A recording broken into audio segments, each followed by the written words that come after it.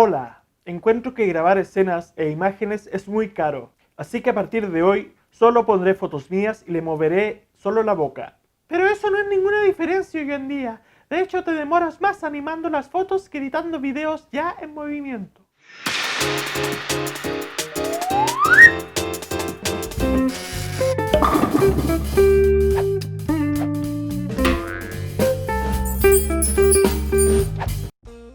Hoy quiero hablarles de Clutch Cargo, una serie del año 59 que innovó el formato de los dibujos animados, aunque tal vez no como se lo imaginan. Clutch Cargo fue una serie protagonizada por el personaje del mismo nombre, un aventurero, aviador, intrépido, que estaba acompañado por su amigo, Pecas, que era pecoso, y un perro salchicha, que imaginativamente se llama Salchicha.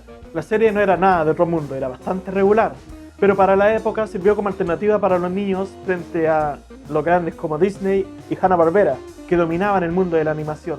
Claramente la productora Cambria no contaba con ese presupuesto que contaban esas grandes productoras. Por ende, tenían que recurrir a recursos que ahorraran mucho dinero. La producción de un capítulo de Hanna-Barbera, por ejemplo, podría costar sobre los $250.000. Clark Haas, el creador de la serie, decía que podía ahorrar mucho dinero, así llegando a costar $18.000 cada capítulo de Clutch Cargo. Muy ahorrativo. La animación era casi inexistente, de hecho eran simplemente fotogramas estáticos, los cuales se animaban con una técnica llamada Synchrobox. El Synchrobox es un sistema patentado por Edwin Ted Gillette, quien creó este sistema especialmente para los comerciales de la época donde aparecían animales que podían hablar. ¿En qué consistía el sistema Synchrobox? Tenemos a un personaje, por ejemplo yo, estático. Ahora solamente mi boca se va a mover, como si estuviera hablando, mientras todo lo demás era estático. Si bien se partía como todo dibujo animado de la época, dibujando y pintando los personajes y sus entornos, el proceso posterior era grabar a las personas haciendo los diálogos de los personajes. A esas personas se les maquillaba para que el color de los labios y de la piel se representara con el de la animación, con el del dibujo. Por eso se les ponía un labial rojo, se marcaban mucho más los colores, más saturados. Acá podemos ver, por ejemplo, lo extraño que resulta ver las bocas y cómo hablaban los personajes. El actor y comediante Emmett Silka, más conocido por su trabajo con Los Tres Chiflados, hizo algunas apariciones en la serie y él nos describe cómo fue el proceso. Si crees que esas caricaturas se veían extrañas, era aún más extraño trabajar en ellas. Primero, me maquillaban la boca y me ponían como un labial chillón en los labios. Luego me amarraban en una silla y aseguraban la cabeza para mantenerla fija cuando tenía que hablar mis líneas. Se sentía un poco como la naranja mecánica.